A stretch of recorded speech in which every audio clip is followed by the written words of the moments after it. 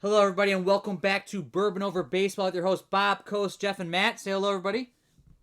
Yo, Hello, everybody. We're back. Yeah, we're back again. We got another one to do. Hopefully, you guys like the last one. We got another one that was suggested by people on the Discord and on Twitter. So we're hoping to get, again, if you have suggestions, people, and you follow us or subscribe, we're going to keep trying to do these things, and we'll try to stay on topic. I know we always get off topic, people. We know. We'll try to do the best we can, and hopefully, I know we got a good team for you guys today. But we try to make sure everything is good for everyone all the time. We want you guys to be a part of this and subscribe and let us know other teams, other divisions, and again, we'll get into the O1 eventually. With that, we do have the next team up. is that the sound of the most unlikable franchise in sports history? It is. It is the Fuck the Yankees. Fuck the Yankees. Fuck the Yankees. I hate the Yankees. They're not good. You know, it's so funny because we just did the Devil Rays, right? And I was looking at some of the salaries on the Devil Rays, and like one of the guys made like the same amount as like the 7th or 8th and like Yankees guy, and it made me really angry. And I remembered why I hated this team, like why I checked out of baseball for a bit, in between playing Showdown and getting back in over the past couple of years. But yeah, no, it reminded me of why I hated this team so much. Yeah, and people just hate them obviously because they're one of the best teams. They won a lot, especially in the '90s. They haven't won recently. They've been out of the World Series winning for a long time. I thought I saw something about them. They've won like in the past X amount of years, like the same as the Marlins or something. It was really funny. Wow. Yikes. But they're good, and they're a good team. They spend a lot of money. I just always hate them because they seem like the Indians always played them. They have a great showing team, and they're a really high salary team. They're good. Right. They went 98 and 64, which is insane. They went 11-1 in the playoffs to win the World Series in 1999. So they lost one game, and they didn't lose that one game in the World Series. They lost it to the Red Sox in the ALCS. So they swept the World Series against the Braves. So damn. Should we start this off by just saying hi to our friend George? Yeah, that's the person that Georgia or Get Wrecked, if one people call it. Big Yankee fan. I'm sure there's others. Obviously, there's other Yankees fans out there, but he's one of the ones that we know personally. Good friend of ours. Always love his content. Always good to talk to. But hate him because he's a Yankees fan. Gotta hate him, This was actually, I was going to suggest, I thought of this like after we just started, but would have been a really good opportunity for us to say like, shoot, we're having technical difficulties, guys. Hope you enjoyed the Yankees. We'll see them, and then sign off. I think that was my recommendation. When we I think you did say time. that. Okay. Well, we just open and say, fuck the Yankees, and then thanks for listening. And this is the shortest podcast we've ever done. It'll bring our efforts down. It'd probably be a big hit too on YouTube. Like I would get a ton of likes from just people that just hate the Yankees. And then a lot of hate from Yankees. Yeah. Again, they're a good team.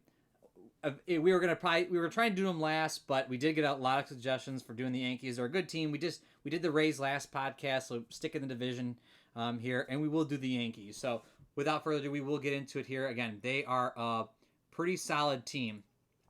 But we're going to start with a non-solid player. That's true. We'll get to this. The solid player comes like immediately after. Scott Brocious here, +3, third base, which is solid. 1-3 out, not bad. Ton of power. 190. You don't want to spend it, but I see where it's coming from. Right. No, me too. I mean, I get it, but I'm just also, I like the chart. There's a lot of things to like there. Yeah, 14 doubles, pretty solid here, especially with the 13 single plus. Yeah, that doesn't happen. Use it ever. Yeah, I just don't think he gets used. I was looking at and we'll kind of cover this more, but I was looking at in our mini league that I've made references to, which was the 2000-2001. There were 6 guys from the 2000 base and pennant run Yankees that were picked up. So these guys do get used. I bring that up. I'm not saying Scott Brocious was used, but in general, they were used. So he was not, but again, this is the kind of guy I wouldn't mind in like a blind draft. Like you'd be like, my third base, I got a solid third baseman and I got some pop. I hope I get the advantage. Right. I totally agree. Next up, we have Roger Clemens. I've played with this guy because of the no doubles, but he did terrible for me too. He's got a decent ground ball range, but it's just rough having a 3 control guy, especially when you can get 3 controls that are 16 out for like 320, 330. It's just rough. The no double singer is what's bouncing him up here. But I always used to like Roger Clemens. I don't like him as a Yankee. I liked him better as like Red Sox, Toronto type person. Houston. Yeah, so this is so the Yankees have 5 foils in the 2000 base set. It's the most of any team, and out of the 5, which we'll get to the other 4, but Clemens is the one that probably shouldn't have been a foil. Yeah. Now, again, we know, as we've said, that there's a lot more that goes into that decision. That's just more than like what his stats were and what his card was. Like I would do that too. If I was selling cards, I'm Wizards or I'm Topps right now, and you're gonna tell me there's 1,000 Roger Clemens fans out there, more than whomever next Joe Schmo, Orlando Hernandez or what's his name? Yep, it would have been. Yeah. It's like, okay, I'm going to put Roger Clemens as a foil. It's going to sell me more cards. I mean, it's just a business thing. And Roger was great for a long time. It just, it is what it is. This card's not good, though.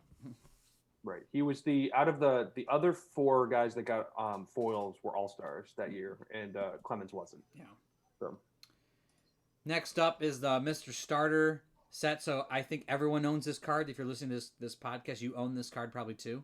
Because if you've listened to this many podcasts, I hope that you've bought the starter set at some point. Right. Yeah. If you don't have one, just tell me and I'll send you one. Yeah. There's a lot of right. of them going around.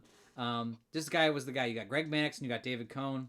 These are your foils to start with. Just your super average 5 control 1 through 15 out guy. It's funny. Like talking about this card. Like when I like just played Showdown with some friends just to kind of introduce them to the game. I've done it based on the starter sets, and I feel like. And I think maybe this is why they switched for 2001, that they actually had batters be the foils. When I played with my friends, there was no scoring because these guys were so damn good that I felt like it was like not a good example. I was like, no, it's more fun than just like strikeouts left and right or grounding out. But no, he's solid. I don't know if this is ever the card that I would be picking up, but I know that based on the tier, he's probably not too bad. But no, the one thing, the one interesting thing that has been discussed, and I don't think I've ever heard a definitive answer, is how almost all starter sets were first edition, I believe. It was unusual, if they existed at all, that there was a non-first edition starter set. So I feel like what has been said, and I'm sure I'll hear if it's not correct, but that the unlimited, right? By unlimited I mean not first edition. Like the unlimited versions of David Cone and Maddux are probably more valuable than the first edition, just because and more valuable meaning more rare. Right, more rare. Just like I think that again, this is where I've heard differing things, so I'm just not sure. So I'll preface it with that. But I believe they were still in packs, so you can. They're in the draft packs. So that's because and maybe that's it, because I have a Maddux Unlimited that I know I got a ton of draft packs back in the day. So like very likely could have come from one of those. Cool. Again, solid card. I mean, he doesn't really get picked up, but I guess if you're a huge Yankees fan, you might draft this kind of guy. He's good. You're not going to be mad at having David Cone on your team. You got to play him against the Expos and see if you can throw a perfect game. That's all you got to do. And maybe against the Expos in this set, he could. Yeah. Next up, Chad Curtis. We're going to start off with one of our 10s finally. This actually guy is very, very valuable, and I've seen him picked up. You're getting a 10 B speed +2 outfield, can homer, only 310 points. Very solid. He got picked up in terms of the order. Mariano was the first guy picked in our mini draft or our mini season.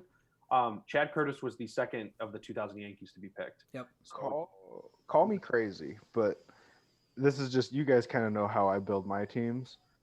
For 40 more points, just give me double raise Greg Vaughn. That's right. It's like, yeah. I mean, man, I dig the long ball just like chicks do. So. Yeah. Hell yeah, dude. Chicks dig the long ball. I feel like, and Greg Vaughn's faster, the same defense, but I'm with you that I feel like, again, it's crazy because he's a 7, but I'm still just like, yeah. No, but I think if you stack them up like in the right lineup, like of course, like they operate in different ways. right? But I mean, I think Greg Vaughn is generally, he's definitely going to hit more home runs, but like I think he's just like going to generally do more damage within the lineup, even considering who's around him. Like Chad Curtis is just going to get on base. He'll be the guy that scores the runs that Greg Yeah. Vaughn knocked in. But Chad Curtis gets picked up because he's very cheap, valuable 10, and people like having guys on base. You want to get less outs than your opponent. Like you want to get on base more, score more runs. You can keep innings alive with 10s, and that's what's going to happen versus a Greg Vaughn. I think even more than that. I think he gets picked up because he's 10 and he's the +2 outfield. Yeah. Right. And then in that's your league's outfield's really important. So. Exactly. Right. But he's not a C-speed guy, like a John Orlude type. He's got the plus fielding. He can still hit the home run. He just gets picked up. I mean, I've seen him picked up a lot, and you're talking about a very valuable, cheap 10. You're not getting mad at having this guy in the team. No, not at all. So. Next up, Chili Davis. I know I have a handful of this card I'm used to. I swear, different shades of this color. Yep, it's weird. They clearly got printed in different places, different times, and you see it often. So I don't like DHs. I've talked about this before, but this is your typical 200-point solid guy, B speed, very average, but the DH kills me because I can't put him somewhere. So yeah, I don't know.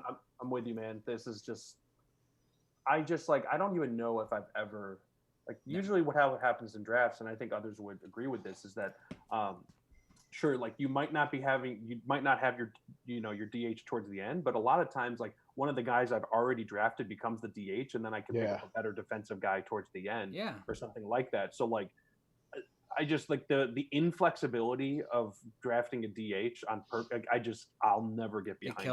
It kills me. It's almost like how you said, Bob, in your leagues you used to make everybody draft a closer. Yeah. If you made them draft a DH, then you might see the value of these guys. But other than that, no value. Nope. Yeah, no, oh my gosh, no. Next up, Orlando Hernandez. Yeah, so he's gotten picked up a handful of times just because he's the 1 through 17 out guy. So he's a tier ahead of a lot of those other guys with usually the 1 through 16 out that we talked about earlier. Typical Roger Clemens type. So he's technically better. He's 30 more points than him, but he gets the double here. This is a guy you'd rather have. So. Yeah, he's great. I mean, for 30 more points, you go up 2 tiers? One tier. One tier. Yeah, one tier, and you get the double. Though. Yeah. Right. But you'd much rather have this guy than Roger Clemens, and that's what if you guys listened to our last podcast with the Rays, Peter was talking about, the difference in I was drafting guys with no doubles because I was just trying a strategy, and you always want to grab the guy with the better tier if you can. And so for 30 more points, you're jumping up a tier, which is either a control or an out. That's what we're talking about here. So Roger Clemens and him are the same, except for this guy's one more out on his chart. Has a whole other tier for only 30 more points. This guy becomes way more valuable in that small sample. So next up, we have another 10, young Derek Jeter.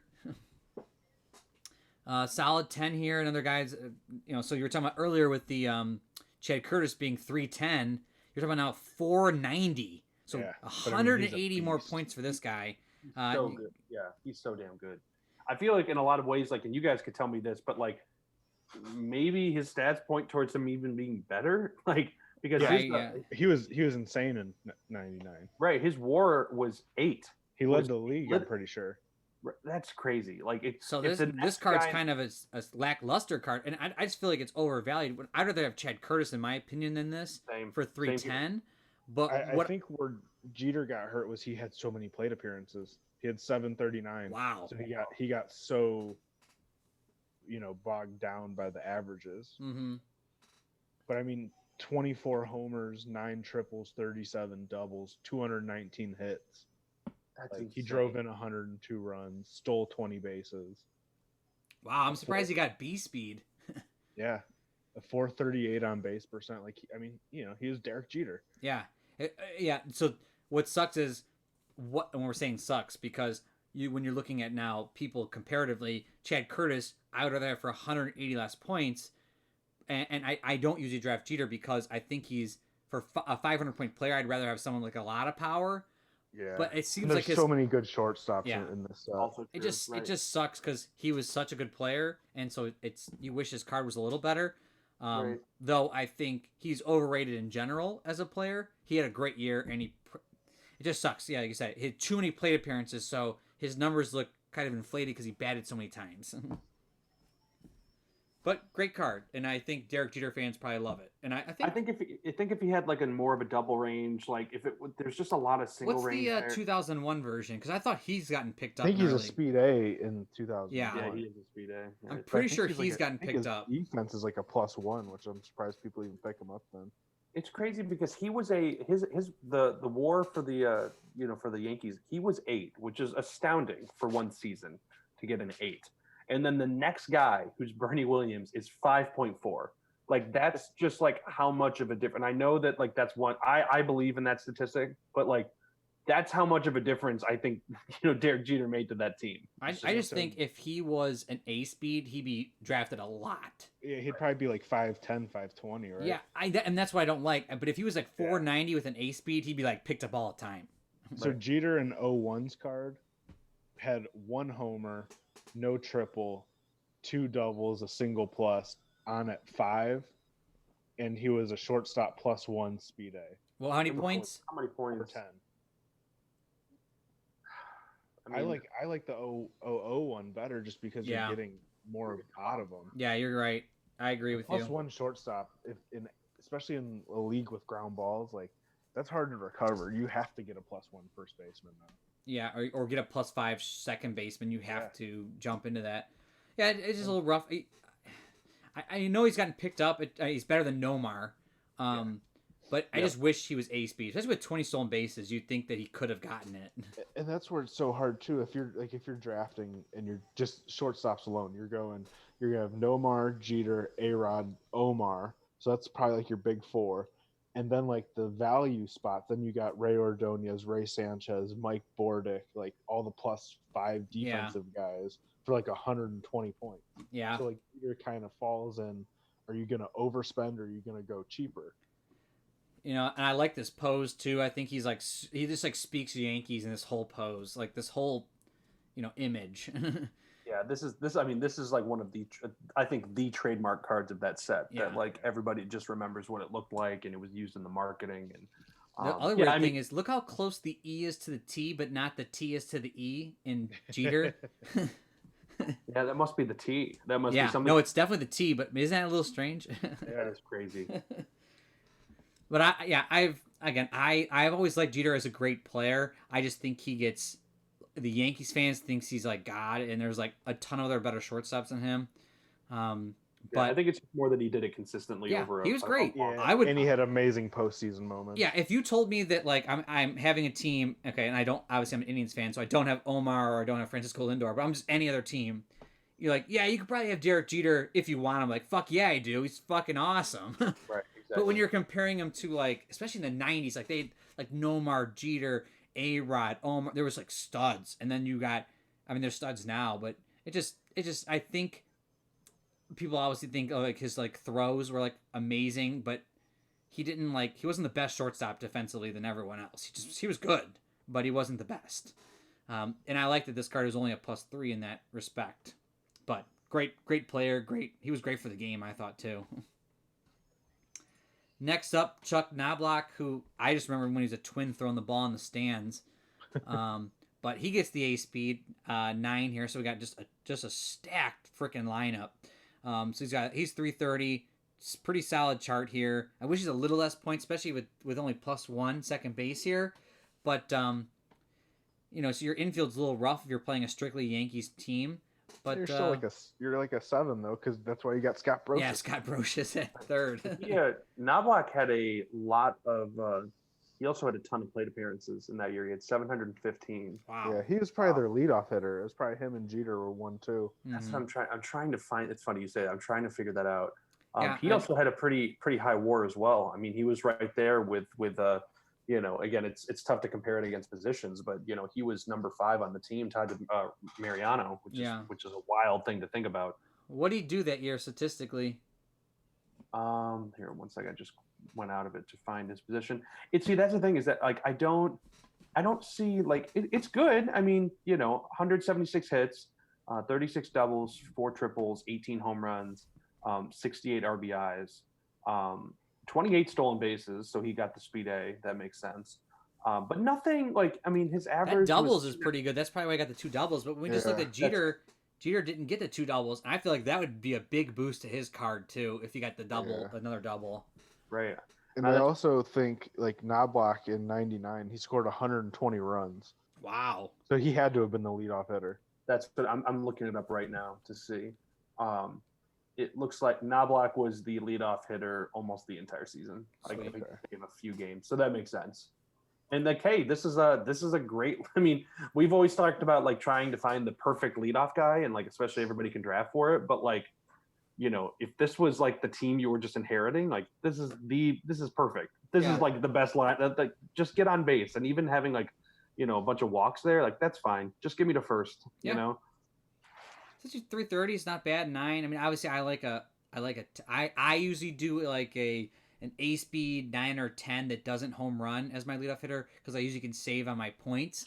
But this is pretty solid. Pretty solid. Yeah, I mean the first 5 or the first 4 on the batting lineup was Knobloch, Jeter, O'Neill, and Bernie. Yeah. Which is again just crazy. So like that's Next up we have Ricky Leday.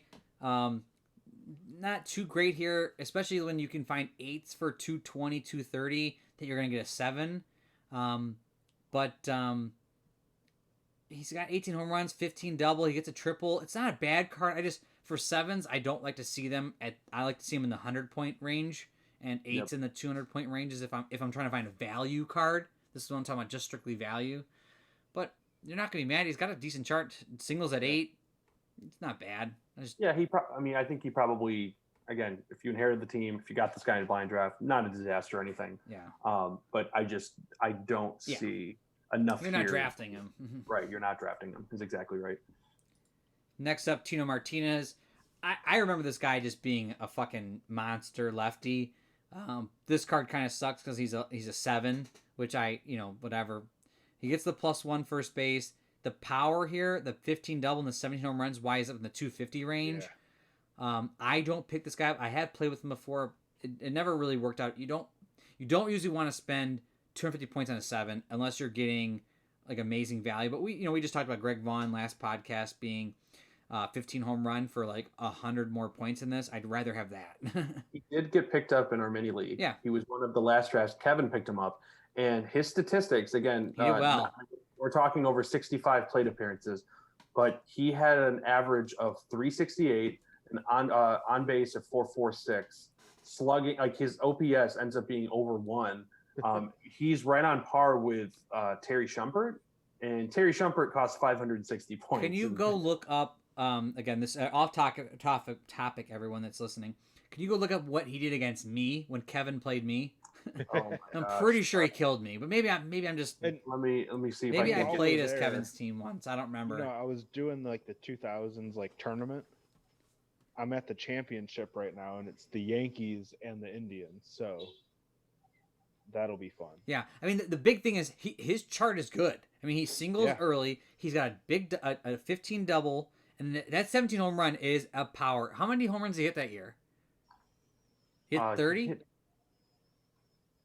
Once. Sorry, I'm looking up. I'll grab it. Yeah. I'm trying to figure out how. Come on, you guys are my stat guys here. I'm the guy that just drinks during the whole podcast. Like just before it, how you were kind of talking about their defense, like he gets them to a +8 infield. So they have a pretty good infield for having a +1 second baseman. Yeah. And Chuck, I just remember Chuck always throwing the ball in the stands. He terrible. Hit 28 in '99. 28. Yeah, I thought he was a 30 home run guy. A little over 600 plate appearances. He actually might have been a little blessed then with the 17 home run. I don't know what the percent was, but. All right. Well, as Jeff's looking up me versus Kevin in my mini. Are you sure you played him that year? Because like maybe I didn't. I don't. Then maybe it was sometime in the past because I don't see that you guys played each other in that. Okay. I thought I played him and I thought he killed me, so he might have done it, and maybe we did it in a blind draft. But I was just like, I remember him just crushing the league or crushing me. I couldn't remember. So next up is let's say Ramiro Mendoza. Yep. So this is 2 IP. He gets picked up again, for no reason other than he's a 2 IP, which I would not agree with. I'm not spending 270 points on a reliever that's a 4. That's 1 through 16 out. I mean, Yeah, no, you can go get you can get 140 and 130 point guy that are both better than this card. but like a 4-1 through 16 out pitcher is like a 400 point pitcher. You're talking about like 130 less points. Hypothetically, like, would you take him as a starter for like 400 something points? You're talking about like if he's a 4-1 through if Like he's same chart, but he's like a 7 IP starter. yeah, if he's a 6-7 IP starter with 400 something points, that's where he lies. But you're talking about now. He's only 130 less points for 4 less innings. Yeah. And that's what's rough. What if he's like 470? Yeah, well, that's where that gets a little closer. But I mean, it's just the reason it hurts in our leagues is because we play that when you let up runs as a starter, you have to let up 4 earned runs to go down 1 inning, and then it's every 2 runs after that. And for relievers, it's the first run you let up. Every run, including the first one, sorry. So every run you let up goes down 1 IP. So he hurts you way more. This guy's like nowhere near 270 in my opinion. So I don't think I could take a reliever that doesn't have a walk. Like, that's too many singles. that is actually, yeah, you're looking at that's a lot.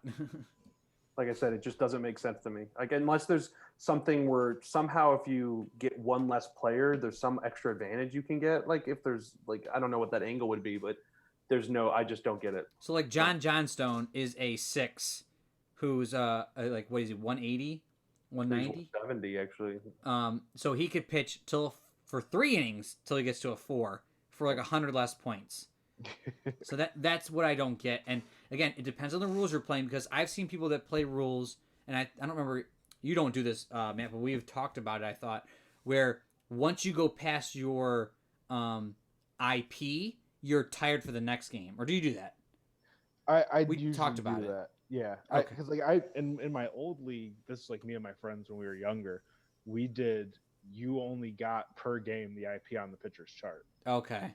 So that would make them more valuable. Yep. Well, I think and I've seen this played out, there's 2 different ways to play this, and I'll tell you both ways. One way, where once you've surpassed their IP, then the next game they're tired. So if you pitched John Johnstone and he went 3 innings for you, that's great. But the next game he can't play because he just worked himself for 3 innings. Totally makes sense. And where a guy that can go 2 innings or more becomes more valuable. The other thing that I've seen is with Clutch does, which I really like too, is once they become quote unquote tired, which means their control goes down, so as we surpass their innings limit technically, the batter always gets to roll with the mistake die, which is the 24-sided dice. So it starts to really go, do I want to leave my guy in when he's tired? Which, if you had a 6 control guy, he's tired after 1 inning. Whereas this guy can go 2 innings. Well, he's 2 innings at a 4 that he's not quote unquote tired. So there's 2 different ways to play it. I do like the idea that once he is tired, he won't be able to pitch the next game. So it eliminates people just like grabbing 6s and just stretching them as long as possible. That is something I've thought about doing. I like that rule. If you listening have played that, let me know. Or any other ways to work with relievers. I really thought that was a good rule. And I thought it was you that told me about that, Matt. So, sorry. Next up, Paul O'Neill. Very solid average card here with an 8 on base. Outfield, left field, right field +1, B speed for 260. You're looking at a guy who's solid here in the 240 range. But it's great. You're not mad about it. I mean, I know his 2001 card's way better because I've played with that card a lot. Yeah, even that year he was super good. Like, he could have probably. It's crazy to think of that. Looking at stats as a 260 point player, and this card, like, for 260 is just awesome. I mean, the double at 16, like, I love more outfield, but at least he gets something. But like, there's like, I'm surprised because I don't think he didn't get picked up. No, I think it's just because it's a small league and outfield matters. Like, I think that's truly it. But man, this is a great card for 260. Yeah, like I said, most of the time you're seeing these 8s in the 220, 240 range, and just depends on what they're coming with. A speed or more fielding or whatever. But you're talking about a solid player with just a little bit of has some pop. But I think if you're going a bigger league that gets 0-1, I know if you're a Paul O'Neill fan, the 0-1 version is really nice.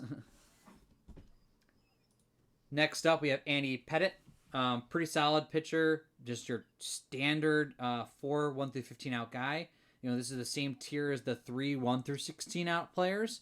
So you're looking at him for about 330, 320 here. So he's a little bit more value salary ground balls. But yeah, look at his ground ball range, 6 to 12. So this is the kind of team. Obviously, not if you have the Yankees defense, which is still an 8, which is fine. But if you're talking about you loaded up, this is the kind of guy you want because you're just gonna have him go right on the ground, turn double plays all day, and just kill innings. Yeah, this is for our boy Dusty. Yeah, who is the ground ball king. Yeah. And he did pick him up as his 4th starter. Yep, exactly. And he actually ended up in our league. Again, he pitched 3 games, but he won 2 of them. Yep. And ERA of 3.27, WHIP of 1.14. Like that's pretty awesome. Yeah, and I think that's if you're strategizing and you're drafting. So we're not talking blind drafts or just or table drafting. But if you're physically picking like a Rochester draft where you're picking a team, if you're gonna prioritize ground balls and prioritize infield, this is the kind of guy you're looking for. Next up, Jorge Posada. So a little below average arm, obviously C-speed 7 here, kind of stinks. A lot below average. Yeah, here. it's not the guy you want. Do you think Rex's parents named him after him? I think so, right? Oh, that's because that's how. He spells it, but I'm pretty sure it's pronounced George. Okay, well, George or get wrecked. If you could tell us, is it George, or is it pronounced differently when you're listening? Yeah, please let us know. I just know you as get wrecked. That's how I talk to you. I just know him as wrecked. So. Yeah. This is pretty. This is before he took off. This is his last season before he got good. What was he in 01? He was a 10. Yeah, I thought he jumped up a lot. Yeah, because he became an all-star in 2000. And yeah, his stats just jump. I mean, his on base went up almost 1,000 points from 99 to 2000. His average increased by 40 points. He did substantially better the season after, and then he pretty much kept that up for the next 3 or 4 years. Yeah, so when you're looking at a pretty solid Yankees team, Scott Brocious gives you at least the defense, but this card sort of underperforms in every aspect. This is not the kind of guy you want in general. Right. Next up, monster closer bonus. Mariano Rivera. He gets picked up every time we draft because everyone wants a fucking monster closer. In my leagues, when I do 0-0 drafts and 0-1 drafts, you have to have a closer because of the salary bonus, the closer bonus. You're talking about now a guy who is a 4 1 through 18 out that doesn't give up doubles. He is just lights out, and he is a stud. He got and picked big up, ground ball range. Yeah, he got picked up by Robert, our boy, who just loves great relievers. Yeah. And he came in. He pitched 3 games. Again, small sample size, 3 innings, 1 hit in those 3 games.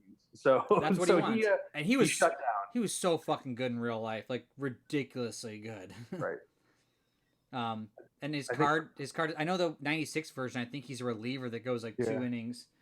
But in this year he was the closer, and he was stud, especially in the playoffs.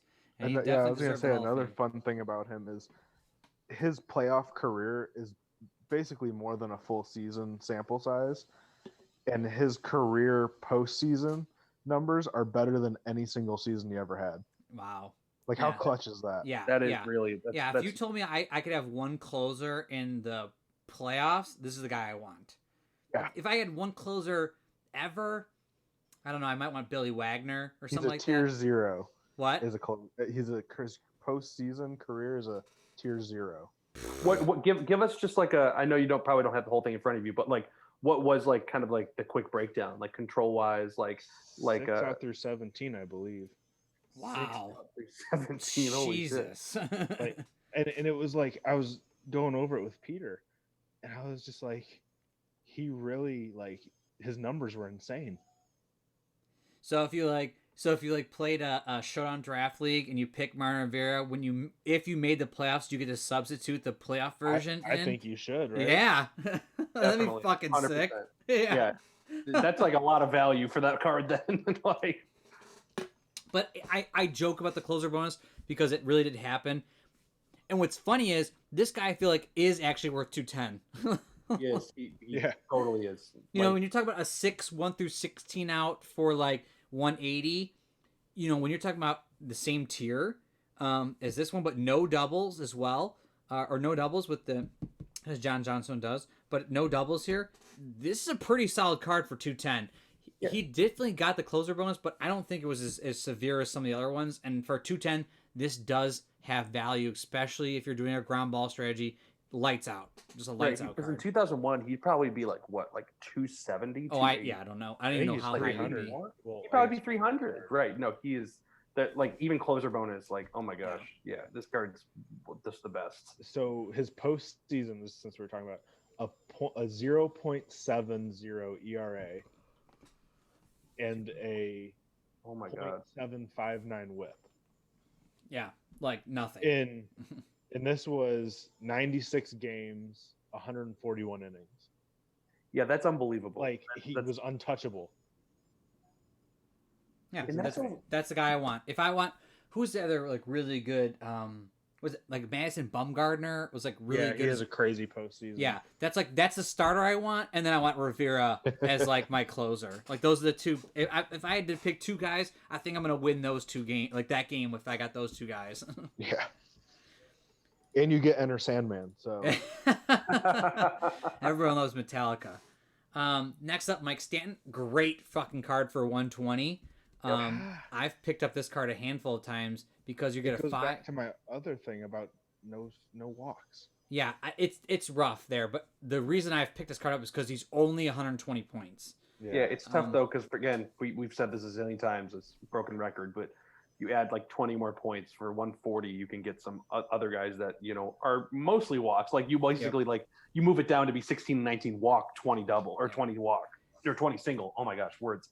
This I think the pennant run Yankee guy is the guy I always draft, but I've drafted Mike Stanton a lot, and I think he's very solid. If you're just looking for a high control guy for low salary, this is the kind of guy you're looking for. We're gonna get to it. Like Grimsley in the next couple. Grimsley that's the guy for an extra 30 points. Yeah. Like if you're playing as the Yankees, like if you're just are the Yankees manager, you're getting 6 innings out of your starter. You just need to get to the 9th inning. Yep.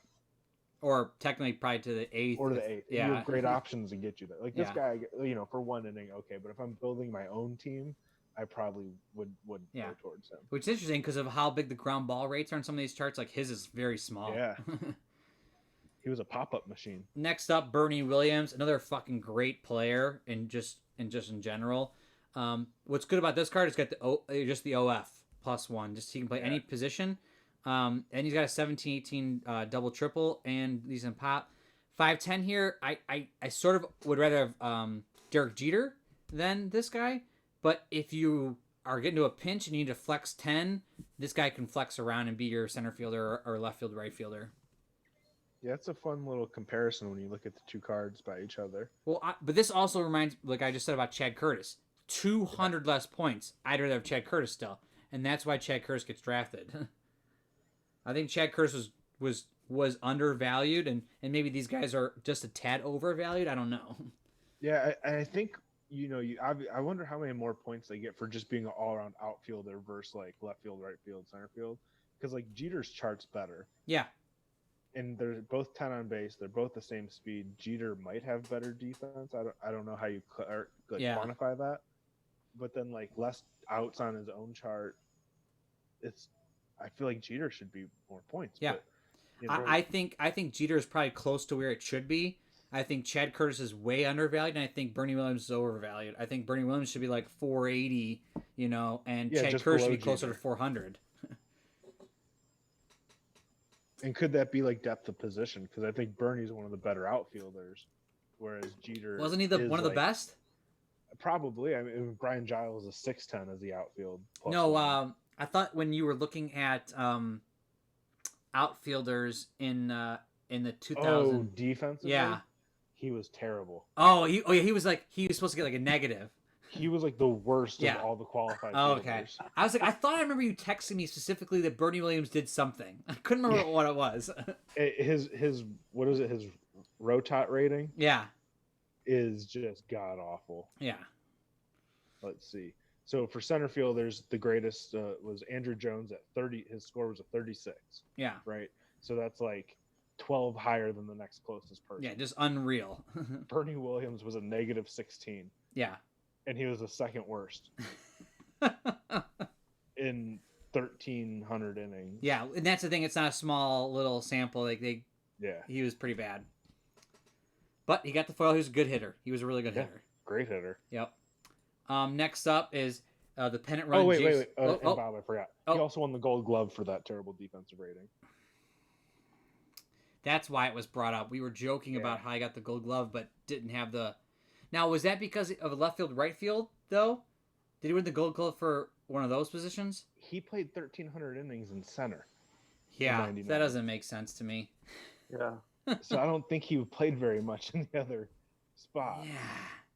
Yeah. So again, that could be almost. And what happens there a lot of times with the voting is, I didn't get a lot of errors. But when you can't get to the ball, you don't get errors. Yeah, he didn't play anywhere other than center in 99. Yeah.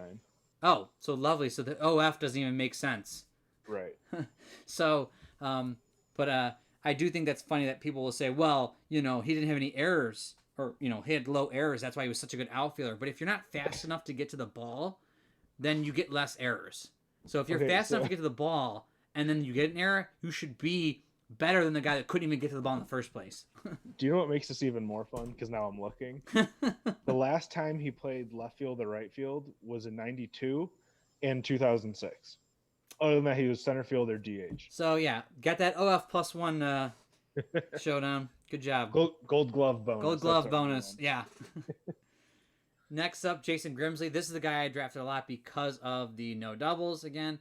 But like Jeff was saying, for 30 more points, you get a guy who is a 4 1 through 16 out, so same tier, but the no doubles. Just a really solid player here. I've drafted him. He's good. He's pretty good.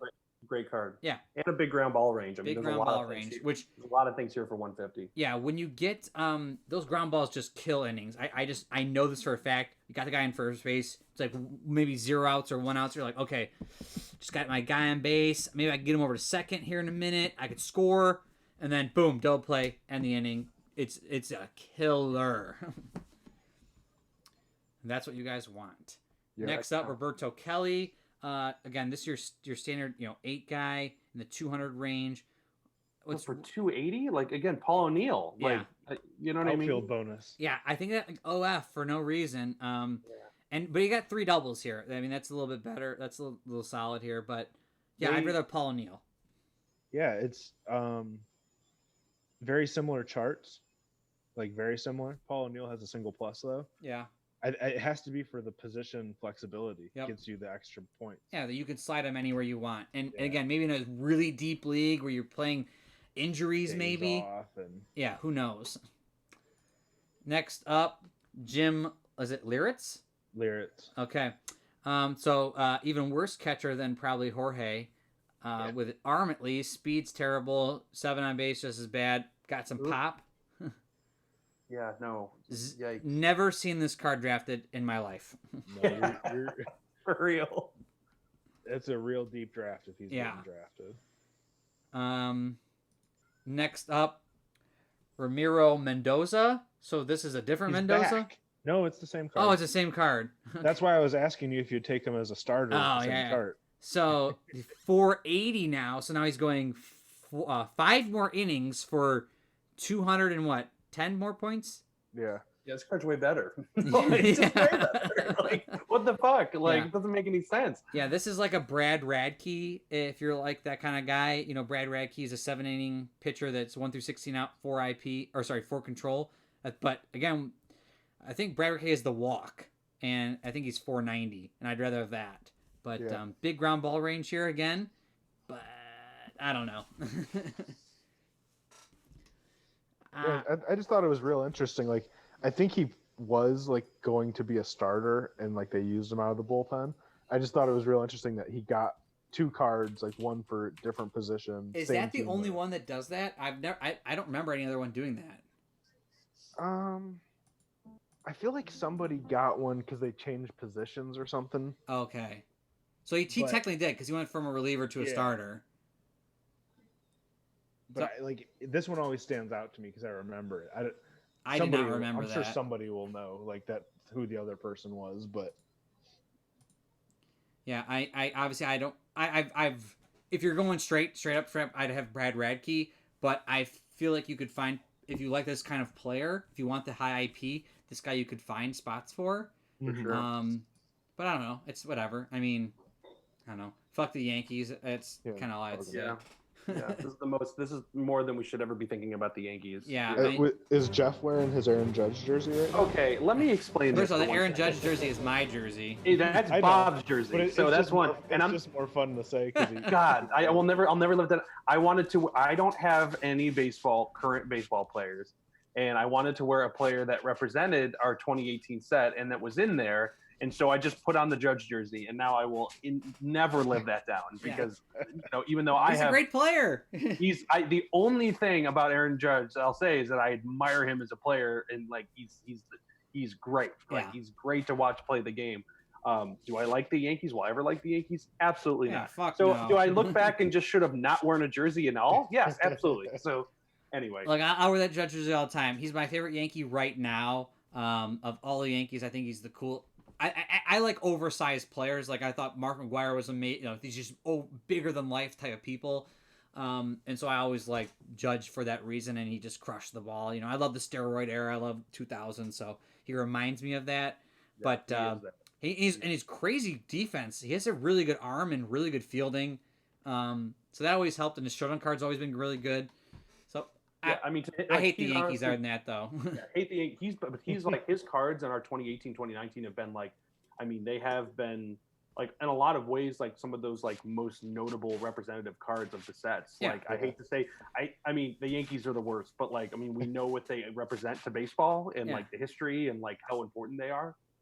So I feel it's fitting that they have a player that can, if we were to make booster packs and have the player on the front, Judge is in that conversation. Especially that one of the he had the I think it was July 4th American stripes on him. Oh yeah. It's the ultimate. I had to own it. I want to own one jersey of every team, and I'm like, okay, who the fuck on the Yankees am I gonna pick? Because I fucking hate everyone, and I'm like, I was thinking about Jeter because I want a jersey also that when you see a number, you go, that's that guy. Yeah. And Jeter being 2 is really signature, but Judge being 99 is super cool. Right.